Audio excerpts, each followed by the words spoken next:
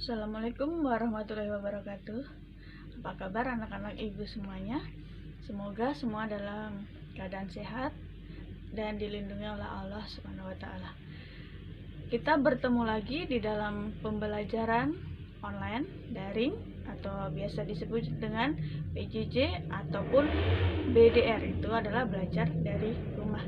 Nah, untuk pertemuan minggu ini kita memasuki bab pertama, itu materinya adalah sistem reproduksi manusia. Nah, pada minggu kali ini sistem reproduksi manusia yang pertama kali materi yang akan ibu sampaikan adalah tentang pembelahan sel. Nah, makhluk hidup melakukan reproduksi itu bertujuan untuk mempertahankan kelestarian jenisnya. Keturunan yang dihasilkan dari mewarisi sifat dari kedua induknya. Di pewarisan sifat terjadi karena adanya reproduksi tingkat sel atau lebih dikenal dengan pembelahan sel. Pembelahan sel itu sendiri adalah suatu proses yang membagi satu sel induk menjadi dua atau lebih sel anak dengan cara membelah diri, baik pada organisme seluler maupun organisme multiseluler. Nah, untuk jenis pembelahan sel itu sendiri ada dua macam. Yang pertama adalah mitosis dan yang kedua adalah meiosis. Pembelahan mitosis. Nah, penjelasannya, pembelahan secara mitosis itu menghasilkan dua sel anakan dengan materi genetik yang identik dari sel induknya sendiri. Yang kedua, pembelahan secara mitosis terjadi pada organisme yang mengalami pertumbuhan, perbaikan, atau reproduksi secara aseksual. Selama pembelahan sel, kromosom dan sitoplasma sama-sama dibagi ke dalam dua sel anakan.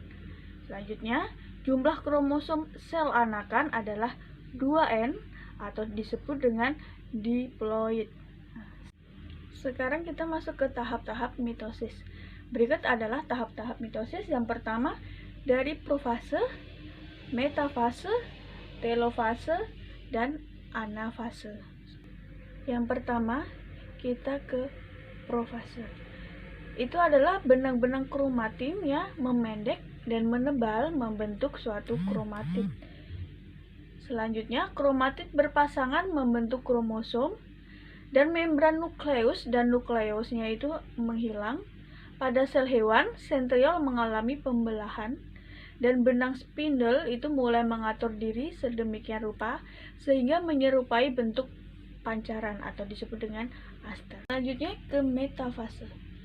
Metafase di sini terbentuk benang spindle kromosom yang terlihat semakin jelas. Kromosom berada di daerah ekuator sel. Setiap kromosom masih terdiri atas dua kromatid yang terkait pada sentromernya.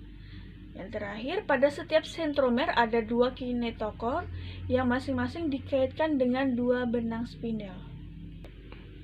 Yang ketiga adalah anafase. Pada anafase ini, benang-benang spindle-nya memendek, kromatidnya menuju kutub yang berlawanan. Terakhir, di sini mulai terjadi sitokinesis. Yang keempat, pada tahapan mitosis ini adalah telofase. Nah, di dalam telofase ini, kromatid telah sampai di kutub yang berlawanan, dan kromatid menipis dan memanjang menjadi kromatin.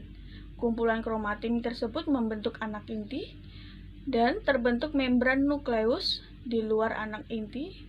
Selanjutnya, sitokinesis selesai dan terbentuk dua sel anakan. Yang kedua adalah pembelahan meiosis. Meiosis atau pembelahan reduksi itu adalah pembelahan yang menghasilkan sel anakan dengan jumlah kromosomnya setengah jumlah kromosom sel induk. Nah, pada pembelahan meiosis ini sangat penting bagi organisme yang berkembang biak secara seksual, yaitu dalam proses pembentukan gamet. Pembelahan inti sebanyak 2 kali, sehingga satu sel diploid 2N akan menghasilkan 4 sel haploid atau N. Pada meiosis 1 terdiri dari profase 1, metafase 1, anafase 1, dan telofase 1. Untuk meiosis kedua itu terdiri dari profase 2, metafase 2, anafase 2, dan telofase 2. Fase pembelahan meiosis 1. Yang pertama ada profase 1. Pada profase 1 ini membran inti mulai menghilang, terbentuknya gelondong pembelahan, dan kromosom menebal dan kromosom homolognya itu saling berpasangan. Yang terakhir terjadi pindah silang atau pertukaran segmen molekul DNA yang sesuai di antara dua kromotip. Selanjutnya metafase 1. Kromosom homolog atau tetradnya itu bergerak ke bidang ekuator dengan sentromer yang mengarah ke kutub. Yang kedua, masing-masing kromosom berikatan dengan spindle pada bagian sentromer. Yang ketiga, anafase 1, kromosom homolog ditarik oleh benang spindle ke arah kutub pembelahan sehingga tetrad itu berpisah dan kromosom bergerak menuju kutub yang berlawanan. Membran selnya mulai melekuk di bagian tengah, dan tujuan dari anafase 1 ini yaitu membagi isi kromosom diploid menjadi haploid. Yang keempat, telofase 1, retikulum endoplasma membentuk membran inti di sekitar kelompok kromosom pada kutub pembelahan. Nukleusnya mulai terbentuk, dan telofase 1 ini terjadi sitokinesis, yaitu pembelahan sitoplasma menjadi dua bagian sehingga terbentuk dua sel anakan dengan kromosom yang sudah haploid. Fase pembelahan meiosis kedua. Yang pertama profase 2. Di sini membran nukleus dan nukleus mulai menghilang kembali. Sentrosom membelah dan sepasang sentriol memisah menuju kutub-kutub yang berlawanan, dan di antara keduanya muncul benang spindle yang memancar dari kedua sentriol. Waktu ini lebih singkat dibandingkan tahap yang lainnya.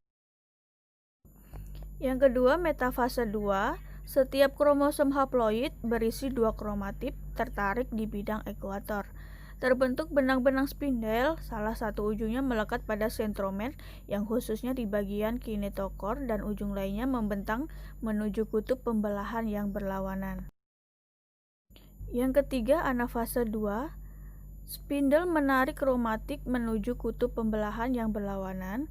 Kedua kromatip bergerak menuju kutub yang berbeda, dan pada akhir anafase 2 ini membran sel mulai melekuk. Dan yang terakhir, keempat, adalah telofase 2. Pada telofase 2 ini, kromatip di kutub berubah menjadi benang-benang kromatin, membran nukleus dan inti haploidnya terbentuk, kromosomnya menipis dan memanjang menjadi benang-benang kromatin, dan terjadi sitokinesis sehingga terbentuk 4 sel anakan haploid. Sekian pembelajaran hari ini tentang pembelahan sel. Semoga ilmunya bermanfaat dan semoga kita semua bisa berjumpa lagi pada kesempatan berikutnya. Semoga semua sehat selalu, dan jangan lupa kalau keluar rumah pakai masker, jaga kesehatan. Sekian, bila ada salahnya mohon maaf. Assalamualaikum warahmatullahi wabarakatuh.